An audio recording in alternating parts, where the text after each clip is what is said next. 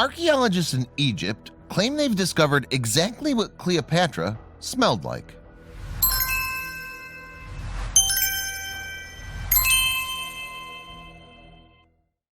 The year is 2019, but the chemical compound discovered by a team of scientists is transporting their imaginations far back in time. The compound emits an aroma which no one has experienced since the days of the Egyptian pharaohs. Evoking the mysterious and mystical world of ancient Alexandria, the aroma appears to be the bodily scent exuded by Queen Cleopatra. Of course, the name of Cleopatra, her mythic legacy, and most memorably the story of her tragic love affair with Mark Antony has stood the test of time. Indeed, artists and craftsmen have depicted her image since antiquity, despite having no idea how she looked. In fact, her variously imagined form has been sculpted from marble, painted on canvas, inscribed on coinage, and etched onto glass. She's been the subject of Baroque and Renaissance artworks, plays, operas, and poetry, and in modern times, films, musicals, and novels. Moreover, Cleopatra's supposed beauty is a relatively recent spin on her tale. In fact, early representations of the Egyptian queen, influenced by negative poems and historiographies, recorded the Romans tending to be less than flattered. But whether Cleopatra was as beautiful as Hollywood imagined her, or as plain as Roman artists depicted her, she continues to be a source of popular inspiration and intrigue. Indeed, we'll probably never know how Cleopatra looked. However, we now know how she might have smelt, all thanks to forensic evidence dating to the Ptolemaic kingdom, which flourished more than 2 millennia in the past. In fact, the foundations of the Ptolemaic kingdom were established some 2,351 years ago. In 332 BC, the king of Macedon in northern Greece, Alexander the Great, invaded Egypt, which was then under the yoke of the Achaemenid Empire, and incorporated the territory into his own domain. When Alexander subsequently died in Babylon 9 years later, control of the area fell to Ptolemy I Soter. Soter had been a close friend, a military general, and a historical chronicler of Alexander. He initially ruled Egypt as a loyal and subordinate governor, but as Alexander's empire crumbled, he pronounced himself pharaoh, independent and autonomous. With an official start date of 305 BC, the Ptolemaic dynasty ruled Egypt for some 275 years, its territory stretching as far as present-day Syria, Libya, and Sudan.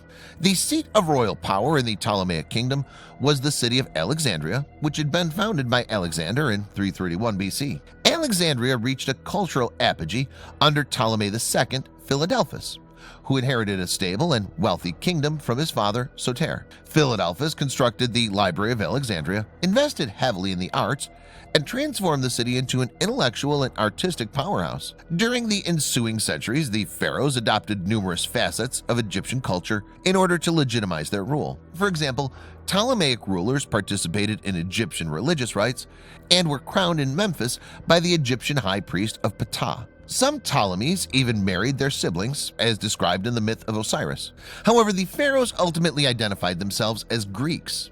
They spoke Greek, ruled as Greek kings, and refused to learn the Egyptian language. The Ptolemaic kingdom reached its political apex under the leadership of Ptolemy III Euergetes. Breaking with the peace-loving policies of his cultured father, Euergetes waged war on the Seleucid Empire of Syria and roundly defeated it. In fact, the pharaoh's naval fleets managed to dominate territories as far as Thrace in northern Greece, where his armies subjugated lands as far east as Babylonia. The decline of the Ptolemies then began under Ptolemy IV Philopator, the son of Euergetes. Philopator had a penchant for orgies and was a dabbler in the arts. He was reputedly a feeble and crooked ruler, easily swayed by courtiers. He did emerge victorious in the Battle of Raphia, one of the biggest battles of ancient times. However, his policies also induced uprisings in parts of Egypt, some of them lasting for 20 years. After the Ptolemaic kingdom entered terminal decline, a process that unfolded over several generations, another civilization to the east was on the ascent. Indeed, the Roman Republic appeared to be a bulwark against Seleucid and Macedon expansionism. And so, in the interest of self-preservation, the Ptolemies entered into a 150-year-long political pact with the Romans. However, as time went on, their alliance became increasingly one-sided. As power coalesced within the Republic, and as the Ptolemaic dynasty grew weaker, Rome came to dominate the political and economic life of Egypt. Under Ptolemy XII Auletes, the Republic was proclaimed the guardian of the Ptolemaic kingdom, and it demanded vast tributes in exchange for military protection. Diplomatic relations between Rome and Egypt subsequently reached a head during the rule of Auletes' daughter, Cleopatra VII. Cleopatra was the eldest surviving offspring of Auletes, and after his death in 51 BC, the rightful heir to the Egyptian throne. However, in his will, Auletes had requested that Cleopatra should marry her brother, as was customary at the time, and rule jointly with him. And so, at the age of 17, Cleopatra was married to her 10-year-old brother, Ptolemy XIII Theos Philopator. She became the co-ruler of Egypt, but was later ousted by Theos Philopator's counselors. Exiled from the palace, Cleopatra, who's now 22, began gathering an army. Of course, a civil war in Egypt was bad business for the Roman Republic, which relied heavily on Egyptian exports such as grain. In 48 BC, the Roman ruler, Julius Caesar, traveled to Alexandria and conducted a clandestine meeting with Cleopatra, who was apparently smuggled to his quarters inside a rolled carpet. With his support, Cleopatra went on to defeat her brother in the Battle of the Nile. The young pharaoh subsequently drowned in its waters, although the exact circumstances of his demise are disputed. Cleopatra then married her younger brother, Ptolemy XIV, as custom demanded, and they were both pronounced as co-rulers of Egypt by Caesar. Cleopatra differed from her predecessors in that she was the first Ptolemaic ruler to master the Egyptian language. And aside from Latin and her native Koine Greek, the preferred language of her Roman peers, she spoke a range of idioms that suggested expansive political designs. In fact, the Egyptian queen could speak Ethiopian, Hebrew, Arabic, Syriac, Parthian, Troglodyte, and Median. However, Cleopatra is remembered more for her passionate love affairs than her talents as a polyglot. In 47 BC, she and Caesar took a 2-month-long excursion on the Nile, marking the start of a famous romantic liaison. The affair bore them a son, Caesarion, and in 46 BC, the Roman ruler installed a gold statue of Cleopatra inside the temple of Venus Genetrix. However, their union was not to last. On the Ides of March in 44 BC, a group of senators murdered Caesar in the theater of Pompeii. His death then led to a fatal split in Roman society. One faction supported Mark Antony, a general with a formidable military record. The other fell behind Octavian, Caesar's grandson and only heir, who inherited not only his grandfather's wealth, but the symbolically important title of Caesar. For her part, Cleopatra threw her support behind Mark Antony, who appeared to be the stronger of the two leaders. However, her support was not merely political. Indeed, Cleopatra commenced a love affair with Mark Antony that was even more passionate and controversial than her dalliance with Julius Caesar. The two were ultimately wed in Egypt and had 3 children together. Naturally, Mark Antony's affair with Cleopatra provided political dynamite to his opponent. In Rome, Cleopatra was disdained as a scheming seductress, particularly after she handed a clutch of client monarchies to Antony's children. And when Antony made clear his wish to be buried in Alexandria rather than Rome, it supplied an easy propaganda victory to Octavian, who was then able to depict Antony as disloyal to the Republic. With Antony out of public favor in Rome, Octavian then made a critical tactical decision: all-out war against Antony. With Marcus Vipsanius Agrippa leading his navy, he eventually defeated Antony and Cleopatra in a battle of Actium. 1 year later, Octavian himself arrived in Alexandria to claim Egypt for Rome. But Antony committed suicide before he could be captured and died in the arms of his beloved Cleopatra. Likewise, Cleopatra refused to be taken prisoner by Octavian. Not only would she have been executed by the Roman ruler, she would have been publicly humiliated in a triumphal parade. Legend holds that she committed suicide by being allowed herself to be bitten by a venomous asp. However, another account suggests that she died by poison, and still another suggests Octavian had her killed after all. The death of Antony and Cleopatra marked the close of 2 important eras in ancient history. In Egypt, the Ptolemaic dynasty was consigned to dust, ushering in a new age of servitude. Indeed, Egypt was now a mere province of Rome. Meanwhile, Octavian was now free to exert exclusive authority over his domain. The Republic was finished, the dawn of the Roman Empire had begun. That Cleopatra left her mark on the world is indisputable, and while she may have been vilified by the Romans, in more recent times she's become a symbol of romance and femininity. Indeed, her status, a modern cultural icon, dates to the Victorian age and so-called Egyptomania, a fixation with all things Egypt, thanks in part to the archaeological discoveries of the day. Egyptomania provided the inspiration for a series of famous photos of Emily Langtry, who posed as Cleopatra in 1895. Nicknamed the Jersey Lily, Langtry was a British-American socialite, producer, and actress. She was a darling of bohemians and society hostesses on London's scene, and the images of her reclined in full Egyptian garb just might be the kitschiest ever tribute to Cleopatra.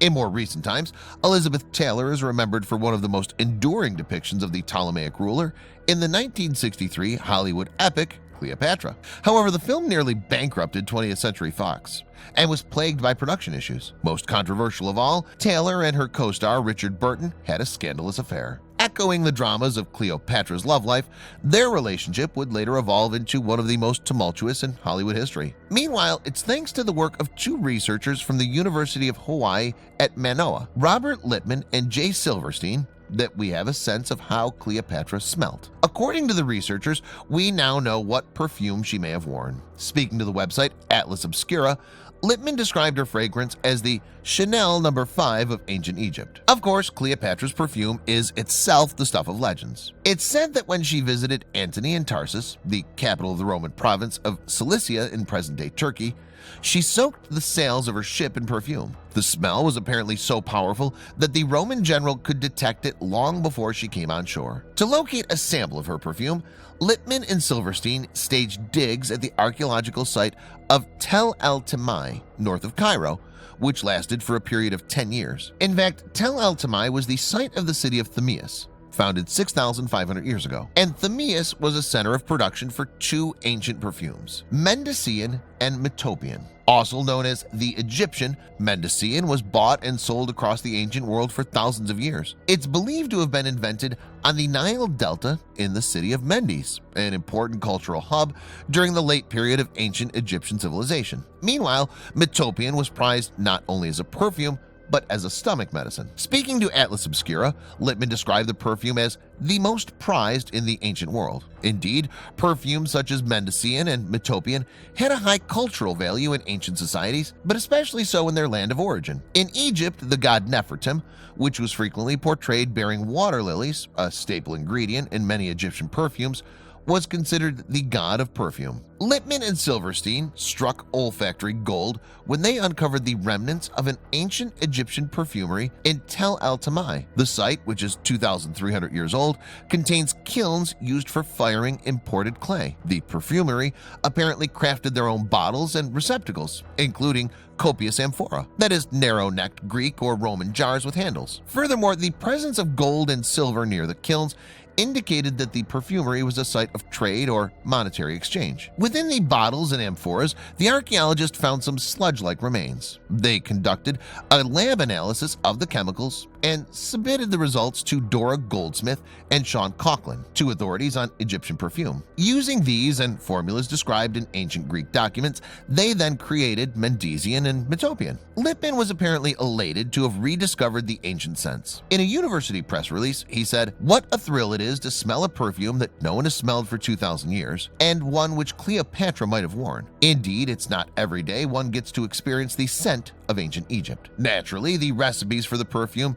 utilized a wide range of local plants. In fact, the base for both perfumes was myrrh, a pungent resin produced by a thorny tree which grows in the Arabian Peninsula and the Horn of Africa. To myrrh was added olive oil and a range of aromatic ingredients, including cinnamon and cardamom. Thanks to their oily constituents, the perfumes were considerably thicker and gooier than contemporary scents. Moreover, they were considered smellier. In fact, Mendician and Metopian exuded strong, pungent aromas reminiscent of spice and musk. Far from subtle, they also remained on the body for much longer than any modern perfumes. Naturally, they had a shelf life of several years too, and may even have improved with aging. And of course, strong, long-lasting aromas were preferable to the consumers of the ancient world. As the Greek philosopher Theophrastus once remarked, "A lasting perfume is what women require." However, if a perfume proved too overpowering, it was not uncommon to dilute it with wine. Meanwhile, from March to September 2019, a sample of the recreated perfumes was made available to the public